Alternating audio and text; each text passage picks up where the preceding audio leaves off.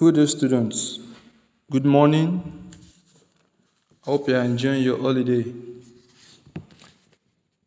In today's social studies class, we are going to be discussing the topic the consequences of money laundering. You can say consequences of money laundering or why money laundering is bad for the society. You can also say the effects of money laundering to the society.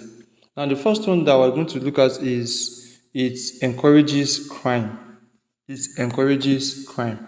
Now, money laundering helps criminals hide the source of their illegal money. Maybe the money was made from drug fraud, corruption, from drug trafficking, from kidnapping, from an act of terrorism. So it allows them to keep committing crimes without getting caught or punished. So it encourages crime. That is one of the consequences. It enables these criminals to continue their illegal activities without being caught, allowing them to keep committing such crimes without being apprehended. So that is number one. Number two, it weakens the economy. It weakens the economy. Now, when illegal money enters the financial system, it can harm businesses and lead to inflation. That is, increase in the price of goods and commodities. So, money laundering can weaken our economy. Laundered money often enters businesses and markets. Now, it's distorting prices and competition.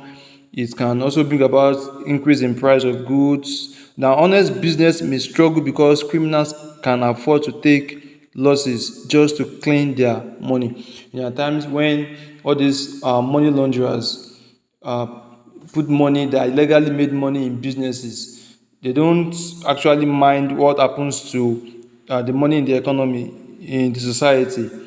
They can even take loss just to prove that their money was made from illegal means. So it also weakens the economy. And number three is it damages a country's reputation.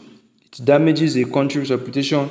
Now, countries known for money laundering may face restriction from international organizations, making it harder to trade. So it can make the countries to face restriction.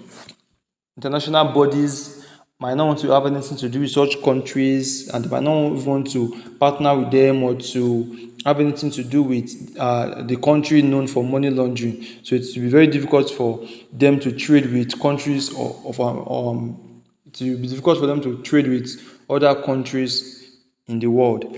Then we have another one. It increases corruption. It increases corruption. It allows dishonest people to bribe officials, making law enforcement weaker. All these money launderers, once they start bribing officials, then there won't be strict law to guide or to put an end to or to monitor or watch money laundering because they are being bribed and they easily take bribe from money launderers. Then we also have another one. We have reduces government revenue. You can say reduces government revenue or loss of government revenue. Now, when money is hidden or moved illegally, governments lose out on tax. And this means less money for schools, hospitals, or public services because governments will lose tax and money will not be pumped out to hospitals or schools or public services where money is supposed to go. Then we also have damages reputation. Damages reputation. Countries known for money laundering may scare off investors and tourists, hurting growth and jobs. Now, a country that is prone or that is known for money laundering might scare off investors. Investors will not or might not want to come to that country to invest, and also tourists might not want to come to that country. Then we also have encourages terrorism. Encourages terrorism. Now, some criminals uses laundered money to support terrorist activities because that money was made through an illegal means, and they don't care on what on and or how they spend the money, so they can spend it to sponsor an act of terrorism in the country. Then we also have number 8. Now we have banking problems. Banking problems. Banks involved in money laundering can lose trust and may be fined or shut down. Now, when the bank is known for money laundering, or that bank is known to support money laundering, the bank may be shut down or face strict punishment. People might not trust the banks anymore, and government, if the bank is found guilty, government can shut down the bank. So these are the consequences of why money laundering is bad for the society. Then we have ways of stopping money laundering. We have ways of stopping it, how we can put an end to it. We have strong banking rules and monitoring. Banks should be monitored, and there should be strict rules about the financial record or the financial transaction that will be made by an individual in banks, and they should monitor accounts of individuals properly in case a huge amount of money enters individual banks unexpectedly. So banks accounts should be monitored. Then we also have watching large financial transactions. It's also the same thing as number one. There should be strict monitoring or watching of large financial transactions in individuals' banks. Then we also have strict anti-money laundering laws. Strict anti-money laundering laws that whenever somebody is found guilty or caught engaging in such acts, there should be a strict punishment given to such person caught concealing the origin of illegally made money. Then we also have number four, teaching people about the dangers of money laundering. Now, people should be educated. There should be a form of awareness to people about the dangers, about the consequences, about the side effects of money laundering in the society or in the economy. So people should be taught, and they should know about the dangers or ills of money laundering. Now, we also have agencies responsible. That will be our last subtopic for this topic. We have agencies responsible for putting an end to money laundering in Nigeria. So number one, we have the EFCC. The EFCC, that is the Economic and Financial Crimes Commission. Economic and Financial Crimes Commission. Now, they investigate and prosecute financial crimes.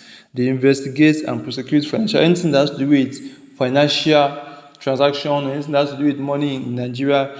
This is the body that sees to it, that investigates and prosecutes anybody found guilty of any financial crime. And since money laundering is a financial crime, going to the fourth definition, it is a financial, the third definition rather, it is a financial crime where criminals moved money through bank or businesses. So it is the duty of the EFCC to investigate and prosecute them. Then we also have the NFIU.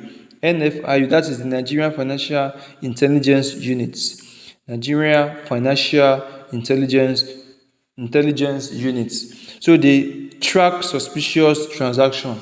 Any transaction that appears suspicious. Maybe an individual is known to have a certain amount of money, and every month the money entering the account is not up to that amount, and all of a sudden there's a huge amount of money in that person's account. So they track and monitor suspicious transaction in account. Then we also have the CBN.